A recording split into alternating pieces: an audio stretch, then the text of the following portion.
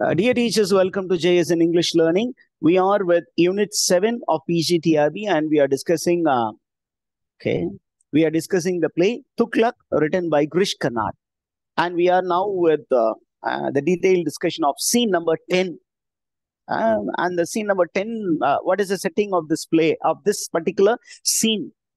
Scene 10 உடைய setting என்ன அப்படின்னு கேட்டீங்கன்னா, it is the palace. It is there in Daulatabad. And Daulatabadல who are the characters involved அப்படின்னா, it is Sultan Muhammad Tughlaq and the stepmother. இவங்க ரெண்டு பேருக்கும் இடையில நடக்கக்கூடிய ஒரு கான்வர்சேஷன், அதுதான் நமக்கு ஒரு சீனா கொடுத்துருக்காங்க. And we come to know about the problems that Muhammad Tughlaq is facing in Daulatabad. இப்போ இந்த சீன்ல பாத்தீங்கன்னா, Muhammad Tughlaq is standing by the side of the window and he is looking at a huge pile of copper coins. These are counterfeit coins. போலி நாணயங்கள். இவர் copper coin introduce பண்ணாரு. And copper காயினுக்கும் silver காயினுக்கும் ஒரே value. You can exchange you can exchange silver for copper அப்படின்னு ஒரு முட்டாள்தனமான ஒரு economic பாலிசியை இவர் இன்ட்ரோடியூஸ் பண்ணாரு. அந்த முட்டாள்தனத்தினால என்ன நடந்துச்சு அப்படின்னு சொன்னீங்கன்னா, culprits or criminals like Aziz, with the help of Azam, he started minting copper coin, and with the counterfeit copper coin அவன் என்ன பண்ணா, he gathered a lot of silver and sold the silver and made a lot of profit. And because of the introduction of a counterfeit copper coin, the economy of the country came down and people started suffering because of starvation. இந்த கள்ளப்பணம் அதிகமாக மக்கள் மத்தியில் புழங்கும் பொழுது என்ன ஆகும் அப்படின்னா, நமக்கு என்ன நடக்கும்? இன்ஃப்ளேஷன், பணத்தினுடைய மதிப்பு குறைந்து விடும். அப்ப ஒரிஜினல் கரன்சி இல்லாம வெறும் கள்ள பணமா வரும்போது இந்த கள்ள பணத்தை எல்லாத்தையுமே இப்ப அரசன் என்ன பண்றான், கேதர் பண்ணி அதை எங்கேயாவது ஒரு பக்கம் டம்ப் பண்ணணும் அப்படின்னு முடிவு பண்றான். அப்ப இந்த டம்ப் பண்றதை எங்க டம்ப் பண்றான் அப்படின்னு பாத்தீங்கன்னா, எத்தனை cart full of counterfeit coins were collected அப்படின்னு 1 மார்க் கொஸ்டின் கேட்டுடலாம். நமக்கு எல்லாமே அப்ஜெக்டிவ் டைப் அப்படிங்கிறதுனால there is a possibility that this may become a question. Step mother கேக்குறாங்க, இங்க பாத்தீங்கன்னா இவ்வளவு காப்பர் காயின்ஸ், கவுண்டர்ஃபெயிட் காயின்ஸா தம்பி, என்ன மகனை இப்படி இவ்வளவு கிடக்குதே அப்படிங்கும்போது இவன் சொல்றான், ஆமாமா நான் தான் என்ன பண்ணேன், காப்பர் காயின்ஸ் ரிடியூஸ் பண்ணேன், காப்பர் காயின்ஸ்க்கும் சில்வர் காயினும் ஒரே வேல்யூன்னு சொன்னேன். ஆனா இந்த மாதிரி மக்கள் என்னை ஏமாத்துவாங்கன்னு எனக்கு தெரியல. ஏறக்குறைய 500 cartfuls of counterfeit coins are collected and I have brought it and I have dumped it. Okay, I have dumped it here. அப்ப அம்மா கேக்குறாங்க, இப்ப இது எல்லாத்தையும் எதுக்கு இங்க கலெக்ட் பண்ணி வச்சிருக்க? Are you trying to legalize robbery? நிறைய பேர் ஏமாத்துறாங்க, கள்ள பணத்தை சந்தையில கொடுக்குறாங்க. அப்ப நீ என்ன பண்ணிருக்கணும், ஒண்ணு அந்த காப்பர் காயின் இன்ட்ரடக்ஷனை ரிவோக் பண்ணிருக்கணும். You have given order, you revoke the order. இது செல்லாது இனிமேட்டுக்கு, அதனால காப்பர் காயின்ஸ் எல்லாம் நீங்க பயன்படுத்தக்கூடாது அப்படின்னு ஒரு ஆர்டர் கொடுத்தீங்கன்னா யூ கேன் ரெஸ்டோர் த ஈகானமி. அது பண்ணாம என்ன பண்ற, are you planning to take this 500 cartfuls of counterfeit coins and are you going to dump it in the treasury? ட்ரெஷரிக்குள்ள சேர்க்க போறியா, இதை லீகலைஸ் பண்ண போறியா, கருப்பு பணத்தை எல்லாம் வெள்ளை பணமா லீகலைஸ் பண்ண போறியா அப்படின்னு கேட்கும்போது இவன் சொல்றான், அந்த அளவுக்கு நான் முட்டாள் இல்ல, நான் என்ன பண்ண போறேன், I am going to store these copper coins in the new rose garden. நான் ஒரு புதுசா ஒரு ரோஸ் கார்டன் என்ன பண்ணிருக்கேன், I have created a rose garden, I spent lot of money. அந்த கார்டன்ல இது எல்லாத்தையும் கொண்டு போய் கொட்ட போறேன் அப்படின்னு கொட்டிட்டு இவன் ஹாப்பியா இருந்துருவானா அப்படின்னு பாத்தீங்கன்னா, நம்ம அடுத்த சீன்ல பார்ப்போம். ஆசாம் ஆசிஸ் கிட்ட சொல்றான், ஒரு நாள் ராத்திரி எனக்கு பல நாள் தூக்கம் இல்லாமல் இருந்தது, நீங்க இப்ப இதுக்கு வந்துருவாங்க, கியாசுதீன் அப்பாசிதா மாதிரி ஆசிஸ் கிங்கோடைய பேலஸுக்கு வந்துருவான். அங்க பேலஸ்லயே ஒரு ரூம்ல தங்கிட்டு இருக்கும்போது ஒரு நாள் ஆசிஸ் போய் ஆசாம் சொல்லுவான், you are impersonating as Ghiyasuddin Abbasid the chain. நீ எப்படி இப்படி ஜாலியா தூங்குற, என்னால தூங்கவே முடியல, எனக்கு எப்ப மாட்டிக்குவோமோன்னு தெரியல, ஒரு பயமா இருக்கு, அதே நேரத்துல ராத்திரி தூக்கம் வராம நான் என்ன பண்றேன், ஜன்னல் வழியா பார்க்கும் பொழுது அந்த ரோஸ் கார்டன்ல குவியல் குவியலாக அந்த ஃபேக் காப்பர் காயின்ஸ் கிடக்குது. அங்கே ஒரு உருவம் உலாவி கொண்டு இருக்கிறது. அந்த உருவத்தை யாருன்னு பாக்குறதுக்கு நான் போய் பார்த்தேன். பக்கத்துல போய் ஒளிஞ்சிருந்து பார்க்கும்போதுதான் தெரிஞ்சது, அங்க உலாவி கொண்டிருந்த உருவம் யாரு அப்படின்னா, it is Sultan Muhammad Tughlaq. And அவருடைய முகத்தை பார்க்கும் பொழுது I felt kind of spine chilling fear. அந்த அளவுக்கு அவரு கோவத்தோடு அதை பார்த்து கொண்டிருந்தார். ஒரு நேரத்துல கோவம், இன்னொரு நேரத்துல ஒரு அழுகிற மாதிரி அதை பார்த்துக்கிட்டு இருந்தாரு. அப்ப நம்ம தான் இந்த வேலையை செஞ்சோம்னு தெரிஞ்சிச்சுன்னா நம்மளை பிடிச்சி என்ன பண்ணுவாரு, மாறு கால் மாறு கை வாங்கிடுவாரு அப்படிங்கிறத அடுத்த சீன்ல சொல்லுவாங்க. நமக்கு இங்க பாத்தீங்கன்னா இவர் இந்த ரோஸ் கார்டன்ல அதை கொண்டு போய் கொட்ட போறாரு அப்படிங்கிற ஒரு இன்ஃபர்மேஷன் இருக்கு. அப்ப ஸ்டெப் மதர் சொல்றாங்க, தம்பி நீ அத ரோஸ் கார்டனுக்காக நிறைய செலவு பண்ணிருக்கீங்க, அந்த கார்டன்லயே கொண்டு போய் இதை கொட்ட போற அப்படின்னு சொல்லும் பொழுது இவர் சொல்றாரு, அம்மா in fact I love rose and the rose garden, but what is the use of this rose which blossoms and which dies in a short period of time.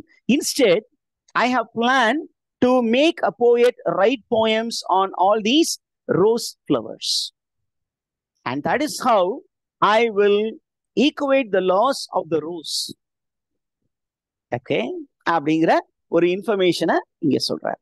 இப்ப சொல்லும் பொழுது இப்ப ஸ்டெப் மதர் வந்து திருப்பியும் முகமது பின் துக்ளக்ட கேக்குறாங்க, தம்பி I heard a gossip, I heard a rumor, I don't know whether it is true or false. Please tell me whether it is true or false. I heard that you are hounding the Najibs and Amirs. Sorry, you are hounding the Amirs and the Khans for the murder of the Najib. I heard that you have captured 5 Amirs. Is it true?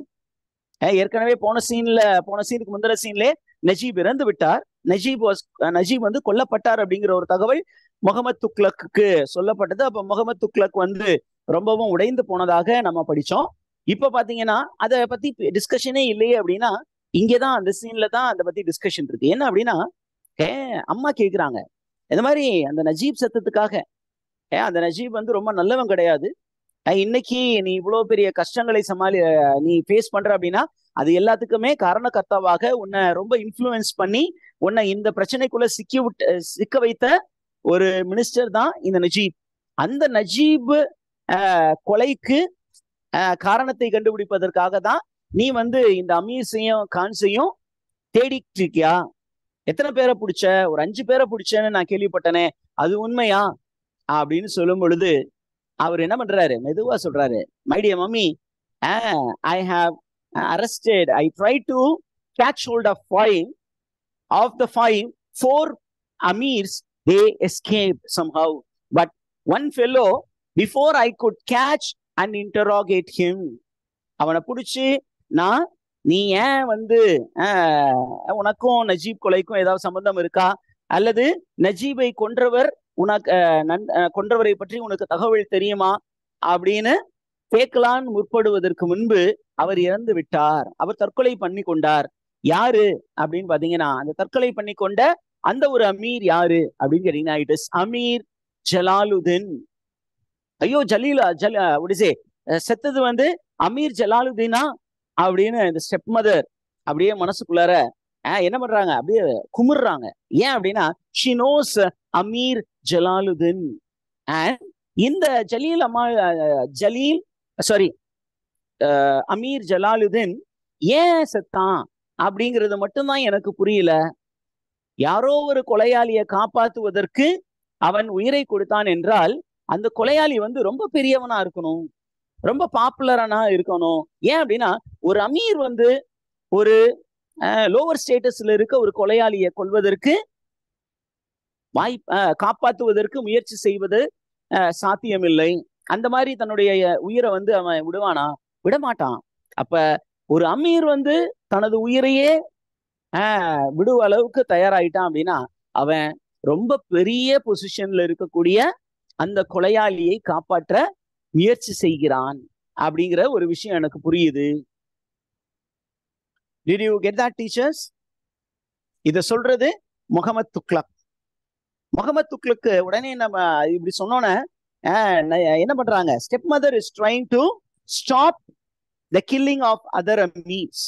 அவங்க எல்லாரையுமே விட போறது இல்ல, ஒருத்தரை கூட நான் விட மாட்டேன், எல்லாரையும் தேடி கண்டுபிடிச்சு அவங்க உண்மையை சொல்ற வரைக்கும் அவங்கள வதைப்பேன், வதைச்சு என்ன பண்ணுவேன், அவங்க உண்மையை சொல்லலைன்னா கொண்டு போடுவேன் அப்படின்னு சொன்ன இந்த அம்மா வந்து ரொம்ப அலாமாயி சொல்றாங்க, ஏன்பா அப்படி ஒரு சஸ்பிஷன்னால உங்க லாயல் அமீர்ஸ் எல்லாத்தையும் கொல்ல போறியா, அந்த நஜீப் ரொம்ப நல்லவன் கிடையாதே அப்படின்னு நஜீபுக்கு எதிராக பேச போறாங்க. She says, Najib was the one, okay, who caused all the ulema to turn against you. He was the one who turned all the noble men against you. இன்னைக்கு மக்கள் எல்லாருமே உன்னை வந்து எதிரியா பார்க்கிறாங்க. பீப்புள் நிறைய இடங்கள்ல என்ன பண்றாங்க, உன்னுடைய எம்பையர்ல நிறைய ரீஜன்ஸ்ல பீப்புள் ஆர் ரிவோல்ட்டிங் அகேன்ஸ்ட் யூ. இது எது யாருனால நடந்துச்சு அப்படின்னா, இது எல்லாத்துக்குமே காரணக்கர்த்தா நஜீப். ஏன் அப்படின்னா அவன் உன்னை மிஸ்கைட் பண்ணிட்டான். அவனுடைய மிஸ்கைடன்ஸ்னால நீயும் என்ன பண்ணிட்ட, you have behaved like a mad man அப்படின்னு அவங்க சொல்றாங்க. இதை கேட்டோன்னே என்ன பண்றாங்க, முகமது துக்ளக் சொல்றாரு, அம்மா நீங்க சொல்றத நான் அக்செப்ட் பண்ணிக்க மாட்டேன். Najib was always loyal through the throne. Okay. Najib must be he was always loyal to the throne. அவன் வந்து இந்த அரசுக்கு ரொம்ப லாயலான ஒருவனாக இருக்கிறான் அப்படின்னு சொல்லிட்டு நான் ஒரு விஷயம் மட்டும் உங்களுக்கு சொல்றேம்மா, என்ன அப்படின்னா நஜீபினுடைய கொலைக்கான காரணம் எனக்கு தெரியணும், அதே நேரத்துல நஜீபை கொன்றது யார் என்றும் தெரிய வரணும். அப்படி தெரியாத வரைக்கும் நான் என்ன பண்ண போறேன் அப்படின்னா இந்த அமீர்களை தேடி பிடிப்பேன்.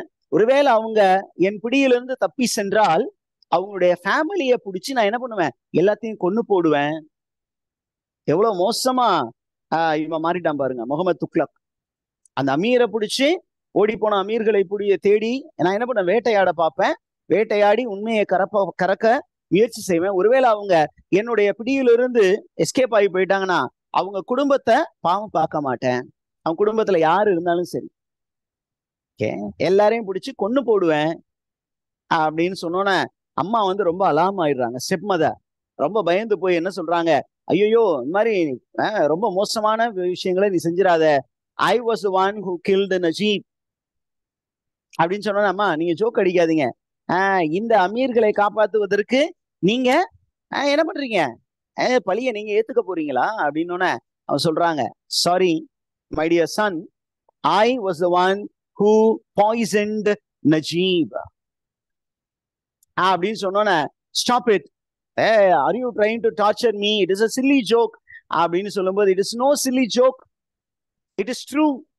உனக்கு வேணுமோ உன்னுடைய தந்தையையும் உன்னுடைய சகோதரனையும் கொல்வது சாத்தியமான விஷயமாச்சு இல்ல. அதே மாதிரி ஷேக் Imamudeen, the descendant of Khalif, அவரையும் கொல்வது சாத்தியமாச்சு. அது கூட உனக்கு கஷ்டமாக இருந்திருக்கலாம், ஆனா நஜீபை கொல்வது எனக்கு கடினமான வேலையாக இருக்கவில்லை. It was very easy for me. Okay, அப்படின்னு சொல்லிட்டு நான் ஏன் நஜீபை கொன்னேன் அப்படிங்கிற காரணத்தை அந்த ஸ்டெப் மதர் சொல்றாங்க. என்ன அப்படின்னு கேட்டீங்கன்னா, 7 வருஷத்திற்கு முன்பு யூ கேம் டு த்ரோன். 7 வருஷத்துக்கு முன்னாடி, எத்தனை வருஷத்துக்கு முன்னாடி இவர் வந்து அரசாட்சிக்கு வந்தாராம்? 7 வருடத்திற்கு முன்பு அரசாட்சிக்கு வந்தாய். வந்தபோது you were very idealistic, you were with lot of hopes, lot of forward thought, you were with lot of goodwill. But இன்னைக்கு 7 வருஷம் கழிச்சு நீ உன்னையே திரும்பி பார்த்தீங்கன்னா, people started calling you as a tyrant. இப்படி உன்னுடைய நிலை மாறி போனதற்கு காரணம் யாரு அப்படின்னா, it is the misguidance given by Najib அப்படின்னு சொன்னோன்னே, என்னம்மா இப்படி பண்ணிட்டியேம்மா, கடந்த ஒரு சில மாதங்களாக நஜீப் வந்து என்கிட்ட என்ன சொல்லிக்கிட்டு இருந்தான் அப்படின்னா, my dear king, you have been killing many people, please stop bloodshed அப்படின்னு என்கிட்ட சொன்னான் அப்படின்னு. அப்படிப்பட்ட ஒரு நல்லவனையா நீ கொன்னுட்ட? அப்படிப்பட்ட நல்லவனை நீங்க கொன்னுட்டீங்களே. Did you get that, teachers? Yes, sir. அப்படின்னு சொல்லிட்டு அந்த அம்மா கிட்ட he is trying to justify his killings. He has killed many people. அப்ப என்ன சொல்றாரு? எல்லாத்தையுமே நான் ஜஸ்டிஃபை பண்றேன், நான் பண்ண எல்லா கொலைகளுக்குமே ஒரு காரணம் இருக்கிறது. என்ன காரணம் அப்படின்னு கேட்டீங்கன்னா, ஒரு நல்லாட்சி கொடுக்கணும், இந்த தேசத்தை பெரிய அளவுக்கு கொண்டு போகணும் எடுக்கிறதுக்காக என்னுடைய தந்தையை கொன்றேன், என்னுடைய சகோதரனையும் கொண்டேன். நான் அவன் என் சொந்த கையால கொல்லல, ஆளை வச்சு போட்டு தள்ளினேன்.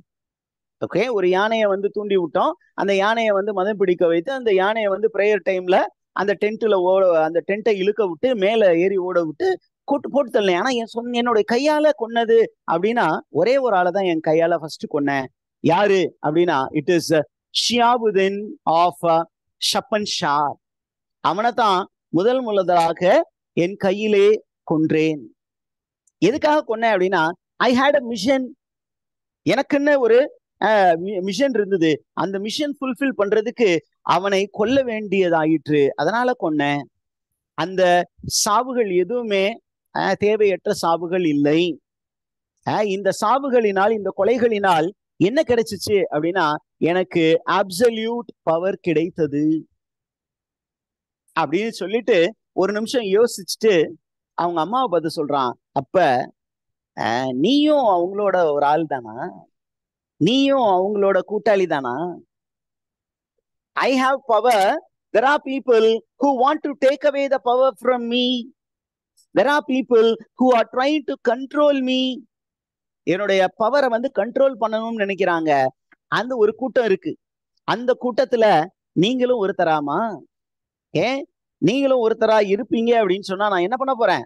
உங்களை விட்டு வைக்க போறது இல்ல, உங்களை போட்டு தள்ள போறேன். உடனே அம்மா என்ன சொல்றாங்க, எனக்கு பவர் எல்லாம் நான் ஆசைப்படவே இல்லை, பவர் வேணும்னு நினைச்சிருந்தா உன்னை நான் கிங் விட்டுருக்க மாட்டேன், உன்கிட்ட வந்து நேரா கேட்டிருப்பேன், டே நீ போடா, நான் தாண்டா குயின்னு, உன் அம்மா நான் உயிரோட இருக்கும்போது நான் அரசியா இருந்திருப்பேன்னு நான் சொல்லியிருப்பேன். எனக்கு பவர் வேணாம், எனக்கு என்ன வேணும் அப்படின்னா என் பிள்ளை, என் செல்லக்குட்டி நீ வந்து நல்லவனா இருக்கணும், ரொம்ப காலம் ஒரு நல்லாட்சி கொடுக்கணும், மக்கள் எல்லாம் உன்னை போற்றணும் அப்படிங்கறதுதான் என்னுடைய ஆசை அப்படின்னு இந்த அம்மா கதறிக்கிட்டு அவன்கிட்ட சொல்றாங்க. ஆனா முகமது கேட்பதாக இல்லை. அவனை போய் அப்படி டச் பண்ண பாக்குறான், என்ன தொடாத. You are a betrayer, you are not a good woman, you are a bad woman, you are an adulteress. நம்ம ஊர்ல லோக்கல் ஸ்லாங்ல வேற ஒரு வேர்டு யூஸ் பண்ணுவாங்க, அந்த ஒரு வேர்டை தான் அவன் யூஸ் பண்ணியிருக்கான். அதனாலதான் அதோட இங்கிலீஷ் டிரான்ஸ்லேஷன் வந்து you are an adulteress, don't touch me, you are impure, I am going to give capital punishment அப்படின்னு சொல்லிட்டு யார் எங்கே இந்த அம்மாவை கூட்டிட்டு போய் என்ன பண்ணுங்க, கல்லால் அடிச்சு கொல்லுங்க. That is the right punishment for a person who commits adultery. She has committed a crime equal to adultery. அதனால கல்லாலே அடித்து இவளை கொலை செய்யுங்கள் அப்படின்னு கல்லால் அடிச்சு கொலை செய்ய வைக்கிறான் தன்னுடைய தாயை. Did you get that information, teachers?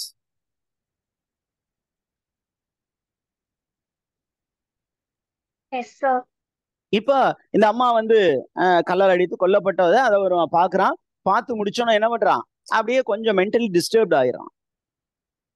On one side he wants to have absolute power, at the same time he is also attached to the stepmother. The stepmother வந்து செத்ததுக்கு அப்புறம் என்ன பண்றான், he is seeking the mercy from God. Oh God, please shower your mercy on me, I am like a pig rolling in this mud, will you not save me, only you can save me அப்படின்னு சொல்லி கடவுளை நோக்கி மன்றாடுகிறான். அப்ப அந்த நேரத்துல என்ன பண்றாரு, பரணி உள்ள வர்றார். பரணி உள்ள வந்து அவருக்கு பரணிக்கும் இருக்கும் ஒரு கான்வர்சேஷன் இருக்கு. என்ன சொல்றான் அப்படின்னா, ஒரு 5 வருஷம் இந்த தௌலதாபாத் வந்ததுக்கு அப்புறம் I have forbidden people to pray, but now I have started praying. அப்ப what is the news, Bharani அப்படின்னா பரணி சொல்றாரு, அப்படியே ஸ்மைலோட சொல்றாரு, I have got the news that Ghiyasuddin Abbasid is coming to Daulatabad. He is already here, and soon you can give the announcement to the people to gather so that there can be a prayer session conducted, a public prayer can be conducted அப்படின்னு ஒரு நல்ல செய்தி அவர் சொல்லிட்டு இருக்கும்போது என்ன சொல்றாரு அப்படின்னா, பரணி நீ ஒரு நல்ல செய்தி சொல்லியிருக்க, நான் உனக்கு இன்னொரு செய்தியை சொல்றேன். என்ன அப்படின்னா, I have condemned my mother to death and I am not even sure that she was guilty of the crime, but still I was angry with her, so I have condemned her. Okay, and I think I have become mad. Okay, நான் நல்லவனா தானே இருக்கணும்னு முயற்சி பண்றேன், ஆனா எனக்கு எதிராகவே எல்லாமே மாறி விடுகிறதே அப்படின்னு அவர் சொல்லிட்டு அந்த ஒரு சீன் அந்த இடத்துல ஃப்ரீஸ் ஆகுது. நமக்கு அடுத்த ஒரு சீனுக்கு மூவ் பண்ண போறோம். அதுக்கு முன்னாடி there is an announcer who comes and talks to the people. And அவர் என்ன சொல்றாரு அப்படின்னா, நம்முடைய சுல்தான் Muhammad Tughlaq has invited a saint to come to Daulatabad, and the saint is Ghiyasuddin Muhammad Abbasid. And this man is the grandson of Yusuf and the great grandson of Abdul Aziz அப்படிங்கிற ஒரு information. இந்த மாதிரி ஒரு பெரிய Saint Ghiyasuddin அப்பாசித் அவரு தௌலதாபாத்துக்கு வந்திருக்காரு. வார் almost 5 years there was no common prayer and people were forbidden even to do their personal namaz. personal prayer கூட செய்ய கூடாது என்று கட்டளை பிறப்பிக்கப்பட்டிருந்தது. இப்ப என்னாச்சு? இப்ப நம்ம எம்பரர் என்ன சொல்றாரு, பிரேயர் பண்ண வாங்க அப்படின்னு கூப்பிடுறாரு. அப்ப எல்லாருமே please assemble for the common prayer அப்படிங்கிற ஒரு இன்ஃபர்மேஷன் மக்களுக்கு கொடுக்கப்படுகிறது.